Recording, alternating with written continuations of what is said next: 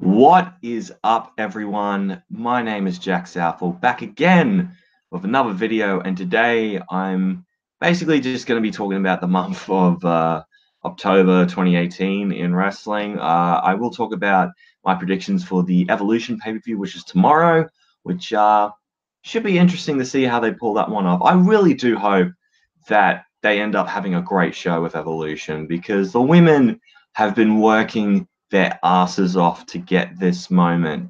Pretty much, we've come such a long way, especially the women have, from 3-minute matches on Raw that mean fuck all, even though we still kind of get that. But at least the women are showcased in a much better light, and they don't really feel that much of afterthoughts now, which is good. But yeah, I haven't made a video. If we can move past Evolution for a bit, we'll talk about some of the other stuff that's taking place this month, like Super Showdown, some other things, and unfortunately the terrible thing that happened to Roman Reigns, forcing to relinquish the Universal title, and the train wreck that is the Crown Jewel event. But yeah, October, there's been a lot of shit that's taken place this month. So I figured we'd talk about the show that took place in Melbourne that I attended alongside Billy and Campbell. I don't want to talk too much about it because I want to save it for whenever Billy and Campbell are free to do a podcast next, so we can talk about our experience and all that. But just in case that ends up never coming out, I thought I just might as well just give my short thoughts on it. I had an absolute blast watching it live.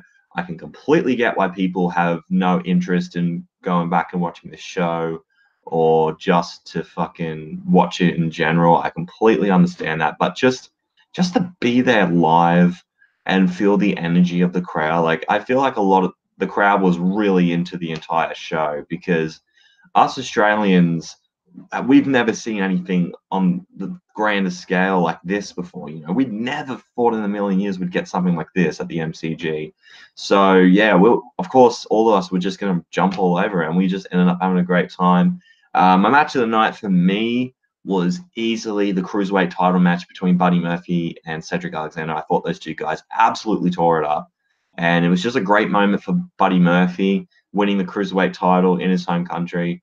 And also, it was nice to see the Iconics actually beat Asuka and Naomi. I genuinely thought that they weren't going to go over, as WWE will sometimes love to see the hometown people lose for some fucked up reason. But no, they let the two hometown people win their respective matches, which I was super happy about.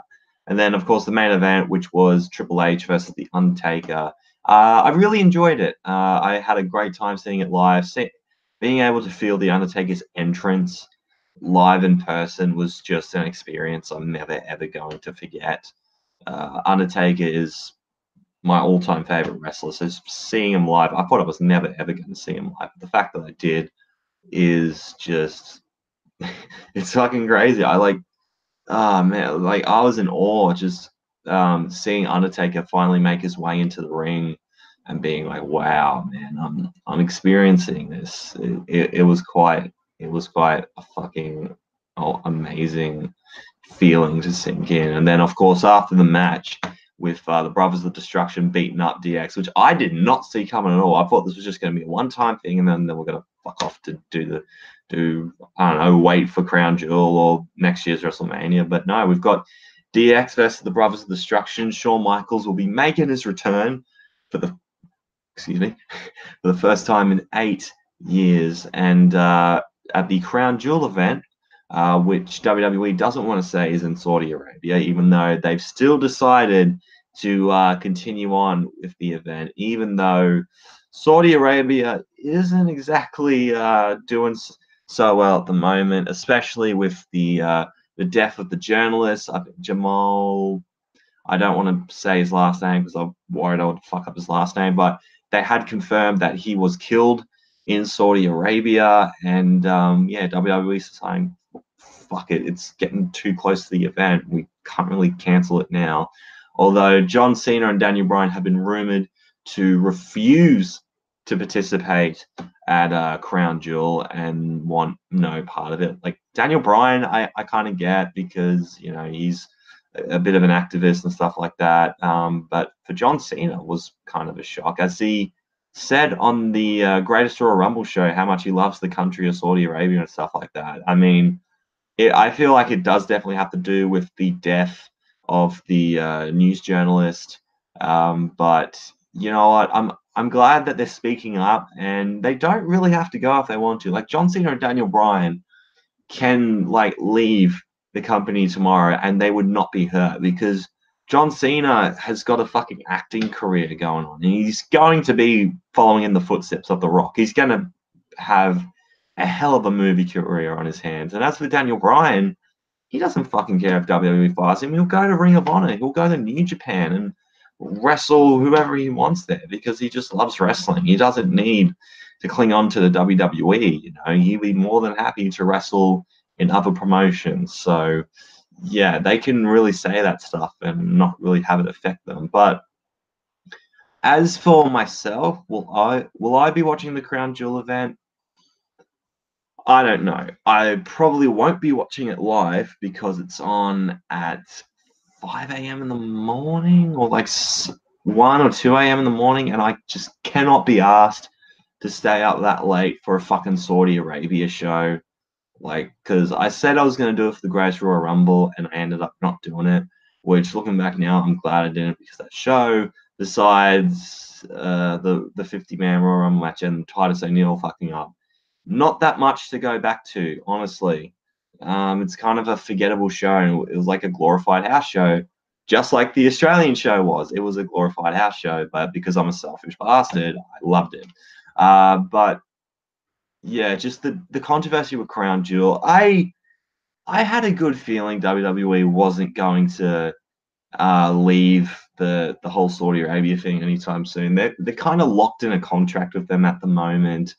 And I feel like this will probably be the last show they do with Saudi Arabia. And I reckon after they get this show over and done with, they're going to probably never go back, I reckon, because of too much media scrutiny. I mean, fucking John Oliver was making fun of the WWE on his show, which, yeah, not a good sign, WWE. When fucking John Oliver is making fun of you, that's yeah, that's a bit concerning. But yeah, a lot of controversy about that. It's kind of a shame that they're just doing it for the money, but like it's hard to really turn down that amount.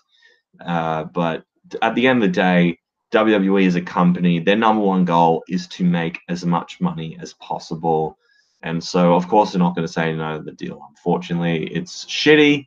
It sucks, but that's how it is, man. So, speaking of things that are also shitty, I better talk about the situation with Roman Reigns and what he did on Raw last week. So, at the beginning of Raw last week, Roman Reigns came out with the Universal Championship on his shoulder and basically said to the world, look, my real name is Joe, and I've been battling leukemia for 11 years, and unfortunately, it has come back, and I can no longer complete my duties as a fighting champion, and resigned and dropped the Universal Championship. And yeah, look, I know I have made fun of Roman Reigns on just about every fucking video since I've started the channel. I've made just about every Roman Reigns joke under the sun. I don't need to go into it, but fuck, man, I would never wish anything like this on Roman. Like, yeah, I get it. I'm not a big fan of this character. But fuck, man, leukemia, that's heartbreaking, because it goes beyond the world of wrestling and beyond just a character. It's a man, Joe Anawahi, struggling with something. And not only does that affect him, it affects his friends, it affects his wife and his daughter. It's more than wrestling, it's life we're talking about. So yeah, and just to see Seth and Dean do the fist bump, possibly one last time, with Seth tears in his eyes. It was one of the most heartbreaking things I've ever seen on Monday Night Raw, possibly ever, to just drop this bombshell in the beginning of the show as well. It was, oh my God, like, the thing about this Raw last week was we have had weeks and weeks and weeks of just fucking nothing happening on Raw. Absolutely nothing has happened in the last 2 months, I'd have to say. And then this episode comes along and fucking everything happens. I'm talking heel turns, face turns, championship wins. Like, we saw it all on this show. We saw it all on this show. Like, injuries, even with the Evolution pay-per-view. Like, Alexa Bliss has just announced she's not going to be wrestling because she's been injured on a house show, which is really shitty to hear. God, she would also be heartbroken just to see one of the most hard-working women's wrestlers, one of the most like popular women's wrestlers on the roster, and to be told, yeah, you're injured and you're not going to be able to compete. I couldn't imagine that feeling. Like, shit, man. And like, but you know, that was a really shitty thing that happened on Raw as well. Like, finding out Alexa won't be participating, but they didn't really say anything too much in that little segment where Trish and Lita were backstage. Like, she wasn't even involved with it. She will be ringside, I think, but yeah, like, no disrespect to Alicia Fox, but she's just really there as, obviously she's there as a replacement for Alexa Bliss, and they just need someone to kind of fill that void. But I really hope Alicia does make the most out of this opportunity and show the world that, like, she has talent. But the thing is, throughout her career, she hasn't exactly done anything major besides winning the Divas title, and even then, she only held the thing for like 2 months, and that was about it. She's really that. And I don't want to sound mean to Alicia Fox because she is extremely talented inside the ring, and she does have a good personality with the whole crazy gimmick. But she's really just WWE's last resort when they have no other options. All right, we have no one else. Just grab Alicia. It's sad, but that's just how it is. Um, yeah, and we did get some face turns and heel turns. Braun Strowman is now a face again, which why he was ever a heel in the first place, I'll never understand. And the Universal title match will be a one-on-one match between Brock Lesnar and Braun Strowman. I really hope Braun wins. I think we all want Braun to win, obviously, but I just have this feeling Brock's going to win. And yes, it's going to piss off a lot of people because the last thing we want to see is Brock Lesnar sitting on his ass at home doing fuck all with the Universal title after a year or so of him just wrestling only a few times as champion. But I think it's because Brock obviously will be returning to the UFC soon to face Daniel Cormier, I'm pretty sure. And they just want him. He just wants. I'm trying to construct sentences here. Excuse me. This is what happens when I go live. They want to see Brock Lesnar show up on UFC pay-per-view with that WWE Universal title. So WWE gets that big fucking logo on UFC's show. So people go, oh, that's the WWE champion on a UFC show. What the fuck? And it'd be even crazier if he showed up at the UFC event while wearing the title, and he becomes the first ever person to hold the WWE and UFC title simultaneously, which will be a massive moment for both promotions. Maybe a lot of UFC fans won't care that much because wrestling's fucking fake and all that dumb shit we've heard 10 million times.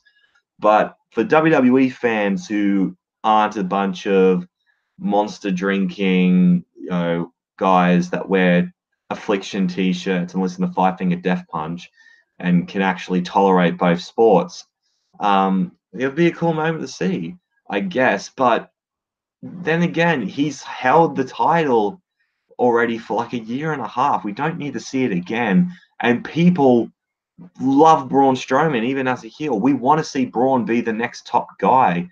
And if it doesn't take place here, I mean, they could do it at WrestleMania because we don't know how long Roman's going to be out for. It's going to be for quite a while, I will say, at least, because leukemia is a bastard of a thing, man.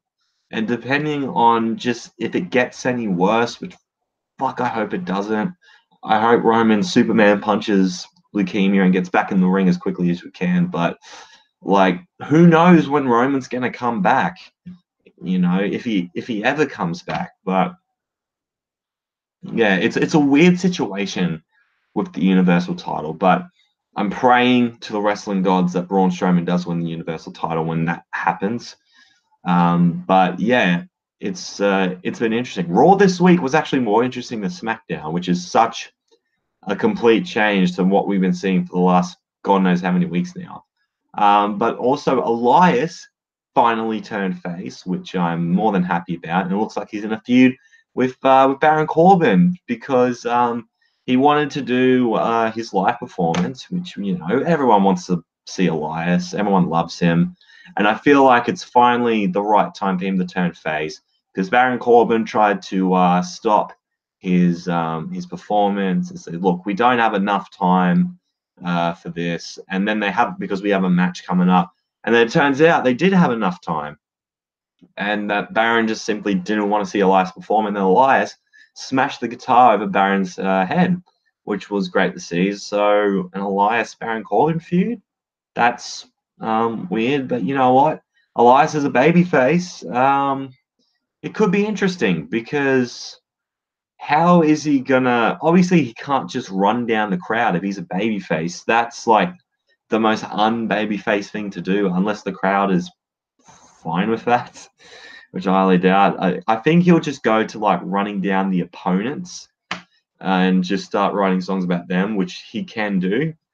I think Elias is talented enough to do that.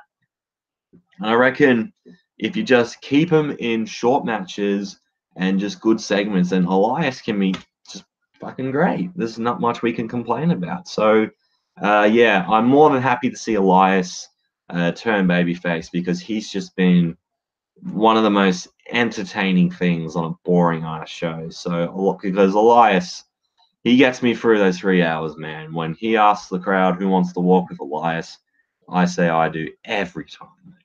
So then we get to the heel turn at the end of the show. So the main event was Seth Rollins and Dean Ambrose versus Drew McIntyre and Dolph Ziggler for the Raw Tag Team titles. A match we've seen quite a number of times, but these two teams have great chemistry. Like I said in my what review was that? Hell in a Cell review. I mentioned that these four guys work great with each other, and this match proved it again. These four guys had a really great main event match. It was very emotional considering the stakes with Roman Reigns. And we had Braun Strowman chasing out Drew McIntyre and beating him up on the outside since McIntyre, Ziggler, and Strowman are no longer a thing now. They're no longer part of an alliance. I mean, McIntyre and Ziggler are still cool, but not with Braun. So, yeah, Rollins and Ambrose won the Raw Tag Team titles, and you think, oh, just a feel-good ending to Raw. But no, Dean fucking Ambrose turned on Seth Rollins. He hit the dirty deeds on him and beat the living shit out of him.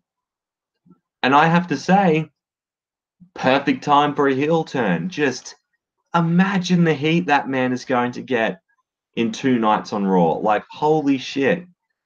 That's one way to like get the crowd to fucking hate you, to turn on your best friend, your buddy in the Shield, of all nights when your other friend is just announced he's dealing with leukemia. Like, just hitting the fans where it hurts, Like, it hurt for me because I'm like, Dean, Come on, man. That's your Shield brother. I understand what he did to you 4 years ago was wrong, but that was 4 years ago. You'd think someone like Ambrose would learn not to do something like that and learn from Rollins' mistakes. But here's the thing.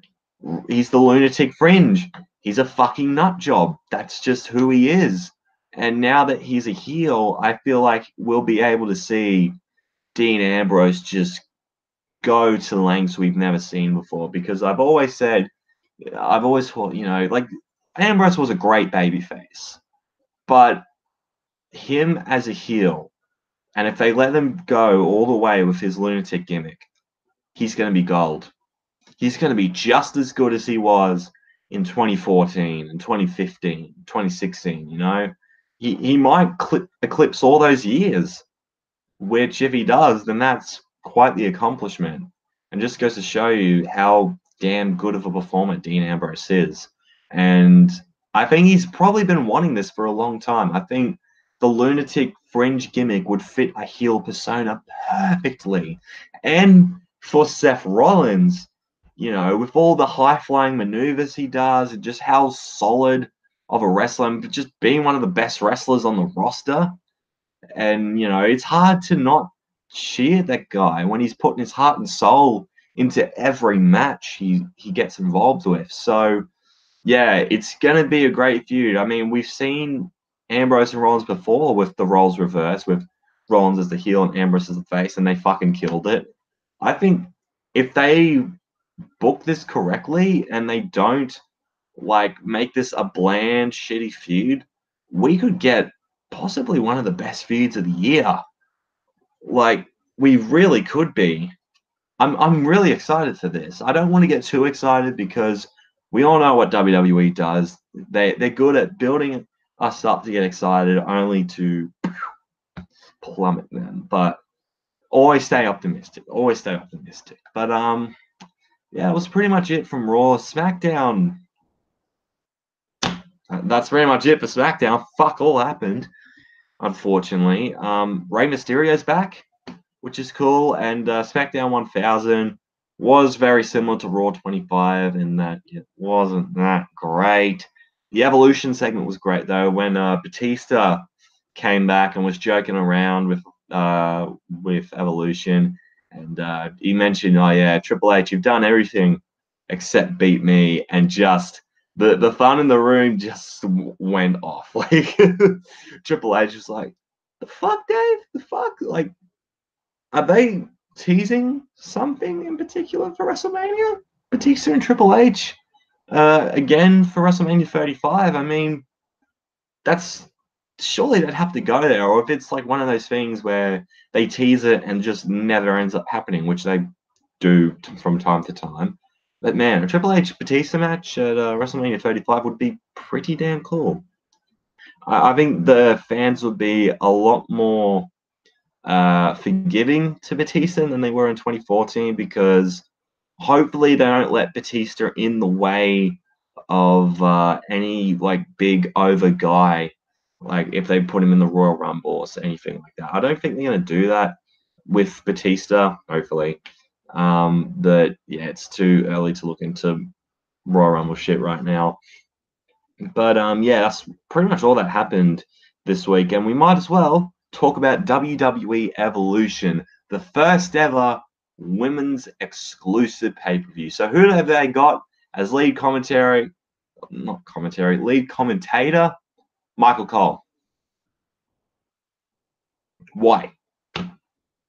Why? Just why? Just why? Look, Michael Cole has done a great job in the Mae Young Classic. They've been able to stop him from plugging products every fucking 40 seconds and shit like that. However,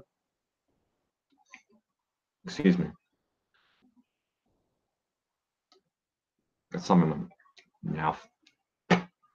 Apologize. Yeah, so I don't get it. Why Michael Cole is the lead commentator when you've been building this whole pay-per-view up as a women's exclusive pay-per-view, and you have a male as the lead commentator. That's silly to me. But Renee Young and Beth Phoenix will be the other commentators, which, good. And I think everything else is like all women, which, fine by me. I mean, if Michael Cole is the only guy we see doing anything on this show, then whatever, fair enough. That's just a little weird that they would do that. We'll just check on the card here and give my prediction. So there have been no pre-show matches announced, and there've only been 7 matches. So it's going to be a 3-hour show, which I'm not complaining about because the last thing I want to see is another 4-hour pay-per-view. But this is meant to be like the biggest event for women's wrestling. You think they want to go 4 hours for this? Maybe they will still end up doing it and make these matches a little longer, which is fair considering we could see some great matches on this show. But there's 7 matches. However, there was meant to be an NXT UK women's title match. I'm not sure if that's still going to happen. It doesn't look like it because WWE haven't announced it. But on the Wikipedia page for the longest time, they said the NXT UK title would be defended. So have they scrapped that idea because there's only been 2 episodes of NXT UK so far, and there hasn't been a women's title match? So that would be like screwing up the continuity. If so, yeah, that makes sense. But yeah, let's just talk about this card we have so far. So we have a 6-woman tag team match. Sasha Banks, Bayley, and Natalya versus the Riot Squad. Honestly, I could not give a single fuck about this match. I just haven't cared at all. It's just a thrown together 6-woman tag match, pretty much. Who I think will win? Babyfaces will go well. Let's just say that. We have the 20-woman historic women's battle royal, and the winner of this gets a women's title match. Does that make it more important than the women's WrestleMania battle royal? I mean, I guess so. I mean, they just won something on the pre-show, but at least you get something out of it, I suppose. So the participants are Tamina, Billie Kay and Peyton Royce, the Iconics, Ember Moon, Nia Jax, Dana Brooke, Asuka, Mandy Rose, Sonya Deville, Carmella, Lana, Naomi, Tori Wilson, Michelle McCool, Alundra Blaze. It's going to be cool to see Alundra Blaze wrestle again. Ivory, Kelly, Maria Kanellis, Molly Holly, and Selena Vega, who have been confirmed so far. Who do I think will win? There's only really 3 participants I can see winning. That's Ember Moon, Nia Jax, and Asuka. And I reckon Asuka should win the match because they haven't done shit with her since Asuka lost to Carmella during the women's title feud that they had. Yeah, she needs another shot at that women's title, man. I mean, a Becky Lynch Asuka feud, fuck yes, please. That could be so awesome. Or Charlotte versus Asuka again, depending on where they go at Survivor Series, which, having a rematch at Survivor Series, I'd be down for that. That'd be fucking cool. They could tear the house down. They really could. But yeah, I'm going to say Asuka will win the historic women's battle royal because I want her to win the historic women's battle royal.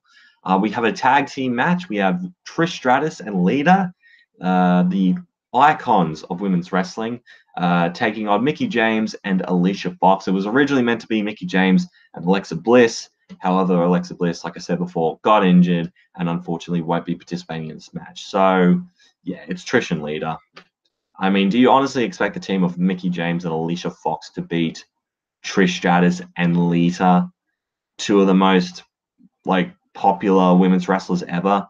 That'd be like if fucking the Ascension was to go up against The Rock and Stone Cold Steve Austin. Do you honestly expect them to beat 2 icons of the sport? But yeah, I'm going to say Stratus and Lita will win this match easily. We also have the 2018 Mae Young Classic Tournament final match between Toni Storm, the Australian homegirl, versus Io Shirai, one of the biggest names to come out of Japanese wrestling, just in general, even with men and women. To see these 2 women in the Mae Young Classic is awesome to me. I reckon this could be a contender for match of the night.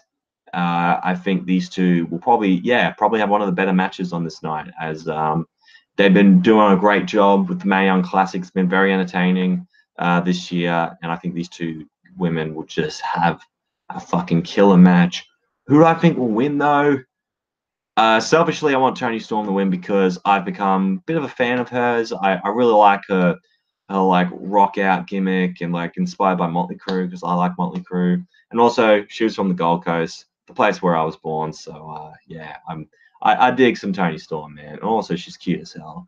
And as for Io Shirai though, I think she's gonna win this because she has made such a huge name for herself in Japan. She for the longest time was the biggest women's wrestler to never get signed by WWE, but now here we are, and it'd be weird for me. Well, it'd be weird for them to not let her win the entire tournament. So yeah, my prediction is that Io Shirai will win the Mae Young Classic. So we have also the NXT Women's Championship match between the two finalists from last year's Mae Young Classic, Kairi Sane and Shayna Baszler. I think these two will have a fantastic match because one, they're on NXT, so yeah, everything is top tier in NXT.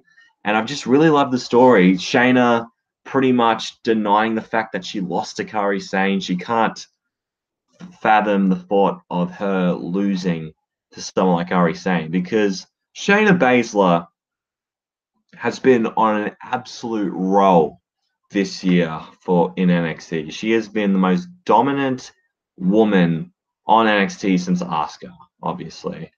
And to see her lose at Takeover Brooklyn back in August was a bit of a shock because I expected her to win, or no, to retain the championship. But Kairi Sane, what is pretty much the only woman to have her number. Kairi Sane was the woman that beat Shayna Baszler in the Mae Young Classic last year, and she beat her at Brooklyn. And I reckon Kairi Sane is going to do it all over again. She's going to retain her women's championship, and it's going to be a stellar match. I can already see it now. This match we're going to talk about next, in my opinion, should be the main event, but it probably won't, unfortunately. And it's for the SmackDown Women's Championship. It is a last woman standing match between Becky Lynch and Charlotte Flair. I really hope this match just absolutely delivers. I mean, this feud has been really good, despite the fact that Charlotte Flair as a babyface in the feud with Becky Lynch just does not work. It should be the other way around. But Charlotte, she's trying her best, but it's just she's not in the right role. And as much as I hate the fact that Becky Lynch is in the heel role, she is doing an incredible job as a heel. She's really owning the character, and like even when she's off screen, she's being a little more stern than usual, being a little, I don't know, arrogant, instead of the, fun-loving Becky that likes to throw puns all the time that she was as a babyface. But yeah, I want Becky to win, but I reckon it's going to go to Charlotte Flair. And this is why I think it's going to go to Charlotte Flair. I feel like the fans are not going to be happy with it because Charlotte's been getting booed compared to the cool, badass Becky Lynch heel. But I think they really want that main event for WrestleMania next year to be Charlotte Flair versus Ronda Rousey, which will be a hell of a main event. But yeah, I'm going to go with the pick of Charlotte Flair because surely at least one title will have to change hands on this pay-per-view. And I think that's going to be the one where it changes hands. So yeah, Charlotte Flair to win the last woman standing match. I just hope these two women have just an awesome match because they are probably the two best women in the company right now. And then we get to what will most likely be the main event for the Raw Women's title, Ronda Rousey versus Nikki Bella. All I want from this match is this: to see Ronda Rousey absolutely batter the shit out of Nikki Bella. It will be so entertaining to watch Nikki Bella getting destroyed by Ronda Rousey. Although I have a feeling that they will let Nikki Bella get in a lot of offense on Ronda. But I don't think WWE will be that stupid enough to let Nikki Bella win the Raw Women's title. I mean, I could be wrong. Look what company we're talking about here. This is the same company that continued to do work with Saudi Arabia, despite the fact of the journalist. But yeah, do I think this match will be the best match on the show? No. Will it be entertaining? It could be. I want it to be. And yeah, I'll just say Ronda Rousey will beat Nikki Bella easily. That's what I'm saying on that one. And yeah, just a quick wrap up of the Evolution predictions here. I have Sasha, Bailey, and Natalya to beat the Riot Squad. Asuka to win the Historic Women's Battle Royal. Stratus and Lita to beat Mickey and Alicia. Io Shirai to win the Mae Young Classic. Kairi Sane to retain her NXT Women's title. Charlotte Flair to win the SmackDown Women's title. And Ronda Rousey to retain the Raw Women's title. So, yeah, this is going to be it for this little live video here. I hope you guys have enjoyed it. If you did, make sure to leave a like, comment down below. I don't know, anything I've talked about in this video, or some birthday wishes, because today is my 20th birthday. If you want to send me some birthday wishes or something like that, you don't have to, but yeah, just saying. And if you want to see more from me, make sure to hit that subscribe button. You'll be glad you did. Twitter and Instagram's at JackmanLaw for anyone. If you want to check me out there, thank you so much for watching, and I am out in 3, 2, 1.